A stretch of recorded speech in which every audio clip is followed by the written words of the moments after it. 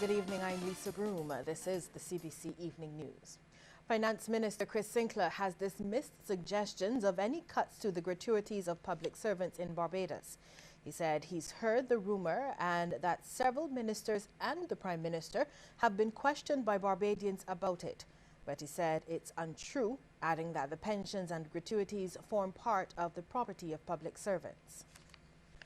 The finance minister says after years of little or no growth since 2008, Barbados' economy has started to rebound, with the deficit which stood at over 12.3% of GDP being brought down to 7.2%. At the end of this current financial year, the primary balance will improve from negative $385 million to a surplus of $56 million in a single financial year. It means, sir, that for the first time since 2011, we are running a primary surplus, and we are on our way to restoring the fiscal well-being of the country. This will provide further evidence that the homegrown growth and adjustment program is working. But Mr. Sinclair says Barbados' fiscal challenges are not over, and he wants Barbadians to stay the course, saying they will reap further benefits. As our economy returns to growth, the combination of robust growth and fiscal discipline augurs well for our economic future. Mr. Sinclair says the stabilization measures embarked upon by government, including the sending home of thousands of workers, have helped to reduce government's wages bill. He also says they have protected the Barbados dollar against devaluation. The fiscal adjustment program has already shown success in attaining the preeminent objective of protecting the Barbados dollar and stabilizing the foreign exchange market. That is an empirical fact. The value of the dollar has been protected by the measures that contain spending in line with foreign exchange availability. The fiscal measures today have achieved that most important objective, to reduce the demand for foreign exchange in line with our ability to supply. Government's total expenditure is set at $4.3 billion, with revenue put at $2.6 billion. The largest chunk of government spending is expected to be on repaying debt over the next year. Central government's disbursed and outstanding debt stood at $11,344.8 million at January 2015, approximately 132.6% of projected gross domestic product, compared to $10,909.2 million for the corresponding period at the end of January 2014. Of the $435.7 million increase in government debt, there was a net increase in external debt compared to the same period of the previous year, mainly on account of the proceeds of the $225 million Credit Suisse loan and a $25 million for citizen loan, of course, for the CAF subscription. This year, government is forecast to spend $763 million on wages and salaries, $20 million more than budgeted. Peter Thorne, CBC News. Well, that was Finance Minister Chris Sinclair actually saying that the homegrown fiscal adjustment and stabilization program for Barbados is working.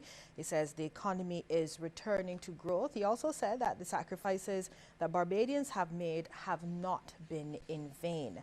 And now we will hear from the Finance Minister, who says that the suggestions of any cuts to gratuities of public servants in Barbados is false. He dismissed those rumors. He said that it's untrue and added that the pensions and gratuities form part of the property of the public servants. I want to make it abundantly clear. The media is here. I want to make it abundantly clear. No such policy has been discussed, has been considered, even considered, contemplated, or will be attempted by this government at no time. And certainly not when I am Minister of Finance or anybody else in this cabinet. Well, Minister Sinclair says income tax refunds for 2013 should be paid by September this year.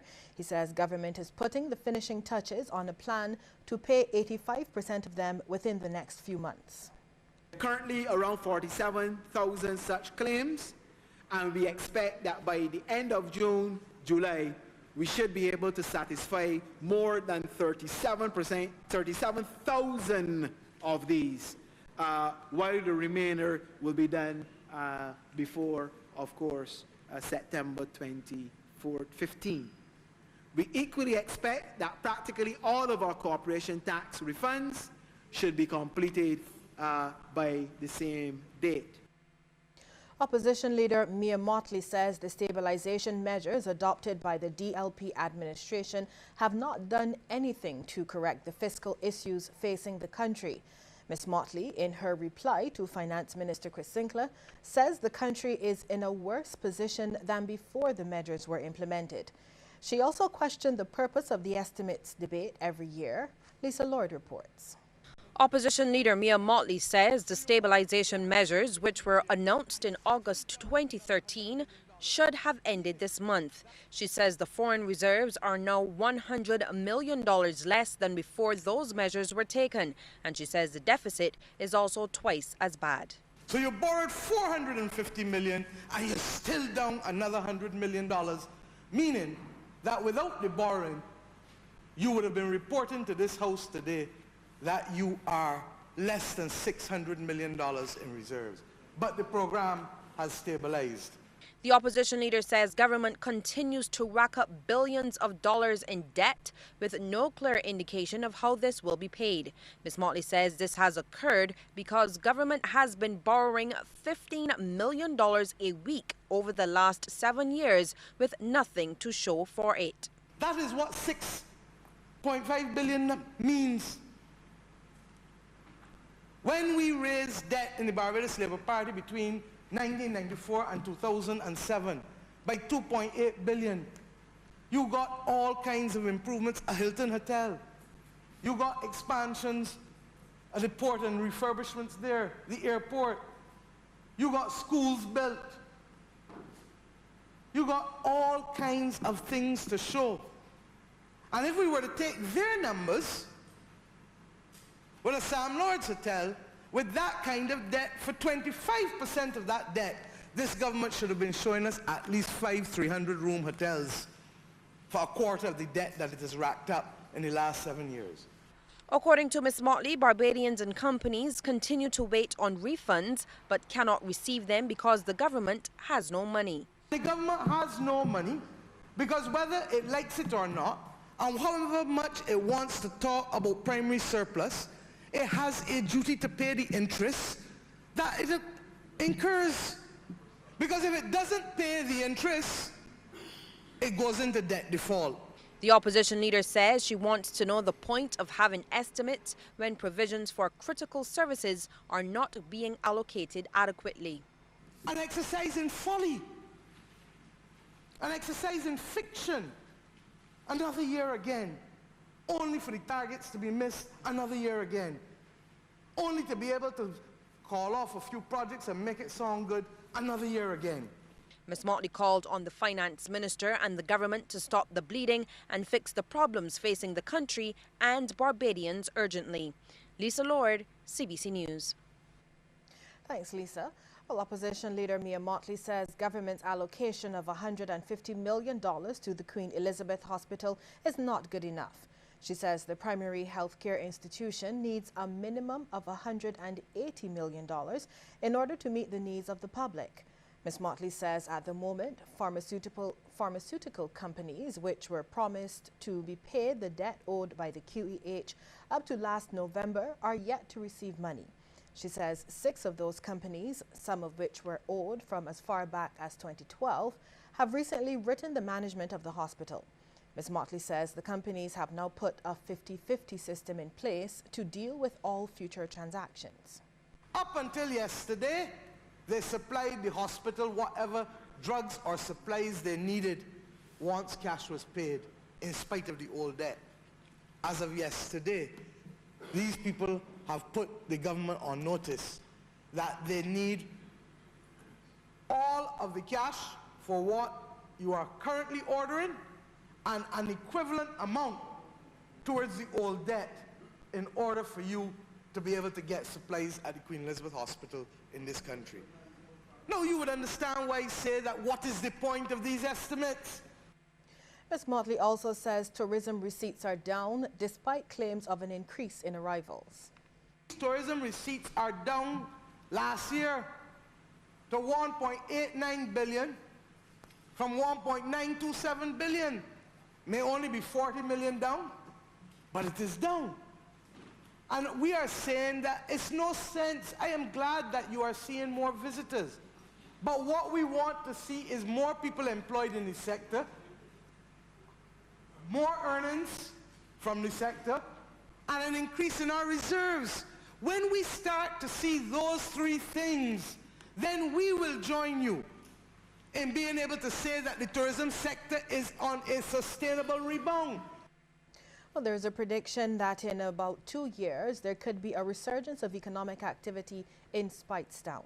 The assessment came today as the first signs started to emerge with the official opening of Barbados Lumber Company's new mega store in the north. Shane Seeley reports.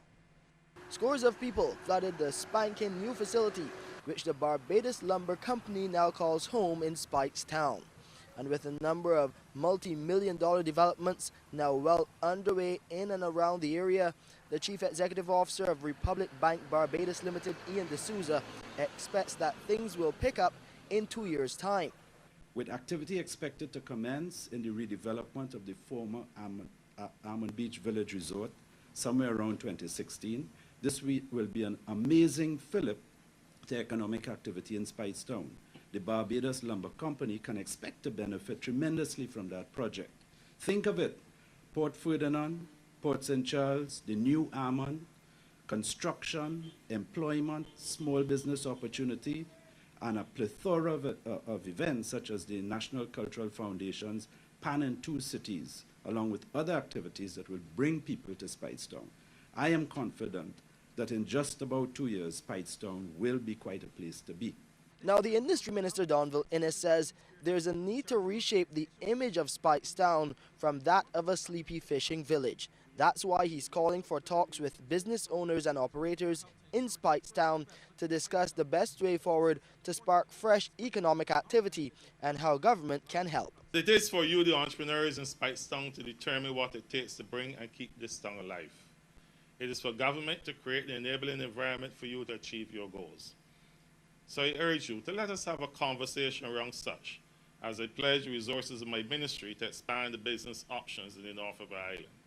And there's an appeal for local banks to consider the creation of a special fund for the small business sector, believing that the growth of small businesses is the catalyst for economic recovery in Barbados. Managing Director of Barbados Lumber Company, Roll Branker, says financial institutions need to look at unconventional ways of banking to assist. I personally believe that a fund needs to be developed and made available to the small business sector, because I am convinced that every small business in Barbados, and I understand there are about over 1,400, every small business in Barbados, if assisted adequately, has the potential to employ at least 2 people in each company. And if we can achieve that, we're moving nearly 5,000 people off the road and providing bread and opportunity for them. The Barbados Lumber Company employs almost 90 people at its 2 locations and has hopes in the future of doubling that complement as the company grows. Shane Seeley, CBC News. Thanks, Shane. We'll have more news after the break, but first we want to get your take on this question. Do you think Speightstown could become a major commercial centre in the north of the island? Text yes or no to short code 8111. We'll have the results at the end of the news.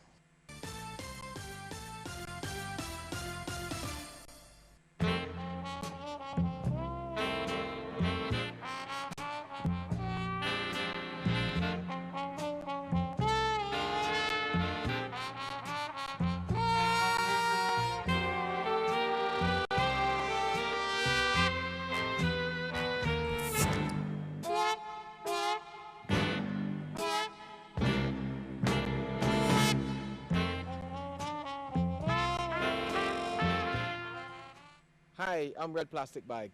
Anyone who knows me knows I don't like cold.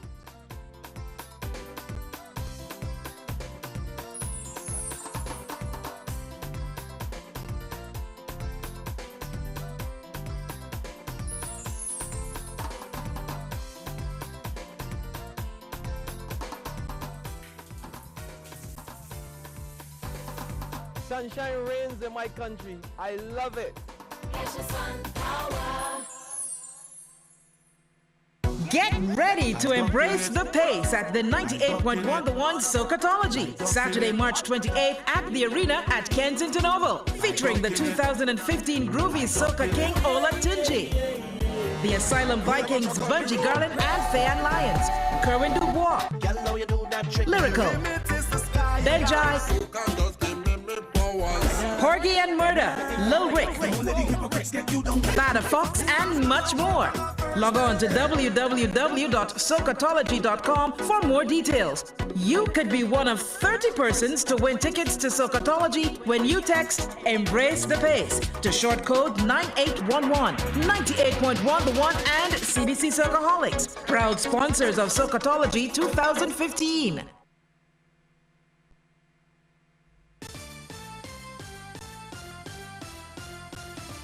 The Transport Board is assuring the public that its buses are insured.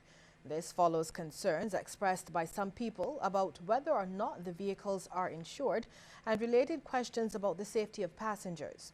In a statement issued today, the board says the coverage is provided by Consumers Guarantee Insurance. It adds that as a well-established organization operating for 6 decades, it is very cognizant of its legal duties and responsibilities to passengers, employees, other road users, and other stakeholders.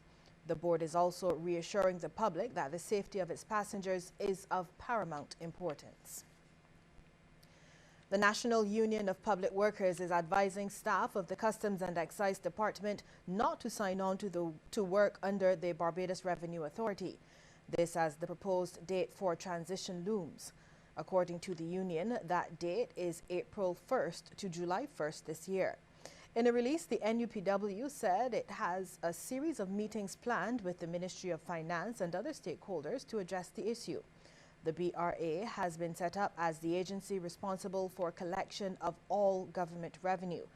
The union says it has also been mandated to address the issue of appointments within the Customs Department and will meet with the Personnel Administration Department at the end of the month to get an update on the backlog of appointments. Barbadians who complain about unseemly or untoward behavior of police officers have a right to do so. These sentiments from Acting Deputy Commissioner of Police Orwell Williams. He was speaking at an awards ceremony and social for policemen from the Northern Division at the Queen's College School. Now, saying the job of a police officer is not an easy one, he advised them at all times to carry out their duties and to function within the four corners of the law. They have a right to complain, and they will when there is a feeling of their being wrong. You have to ensure that when you act, you do so within the four corners of the law. I will say no more on that. A word to the wise is enough. Attorney General Adriel Brathwaite says he fully supports new headquarters for the Criminal Investigations Department. He says with the existence of thousands of files, dealing with the issue of dust has become a major concern in that department. We have lots and lots and lots of old files. I had no idea the amount until I went and looked. In fact, let me say this to the officers who go down there and look at the files and who go daily. Because when I went, the guy said to me, "Do you need a mask?" I said, "No, I'll go, because I want to be kind of unmatchable."